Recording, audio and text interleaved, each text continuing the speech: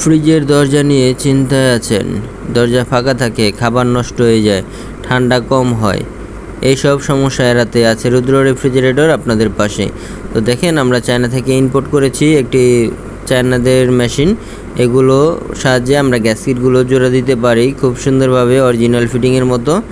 তো দেখেন আমাদের কাজগুলো, ডাইসের ভিতরে আমরা গ্যাসকিটটি ঢুকিয়ে দিলাম এবং হিটারটি গরম করে আমরা গ্যাসকিটের সাইজটি কেটে নিব। দেখেন এখানে বাড়তি অংশ আছে কিছুটা, আমরা হিটারটি গরম করছি। হিটারটি গরম হলে আমরা কিন্তু গ্যাসকিটটি কেটে নিব। তো গ্যাসকিটটি কিন্তু এখনও হিটারটি গরম হয় নাই, গ্যাসকিটটি কাটতেছে না। আমাদের এই নাইফ সাহায্যে আমরা কিন্তু গ্যাসকিটটি সাইজ অনুযায়ী কেটে নিব।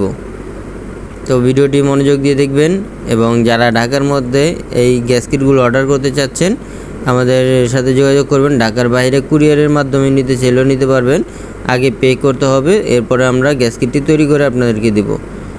অনেকে বলতে পারেন যে পে আগে করব কেন? তো দেখেন এখানে আমরা গ্যাসকিটটি তৈরি করছি। অনেকে দেখা যায় অর্ডার করবে কিন্তু গ্যাসকিটটি রিসিভ করবে না, তখন দেখা যায় আমাদের গ্যাসকিটটি আর কাজে লাগবে না, এগুলো আমাদের লস হয়ে যাবে। এর জন্যে আগে পে করার অপশন রেখেছি। তো আমাদের হিটারটি গরম হয়ে গিয়েছে এবং আমরা গ্যাসকিটটি সাইজ মতো কেটে নিয়েছি। তো দেখেন এখানে হিট হচ্ছে এবং গলে একসাথে আমরা জোরে দিয়ে দিব। দেখেন গলে গেছে, এখন আমরা জোড়া দিয়ে দিলাম।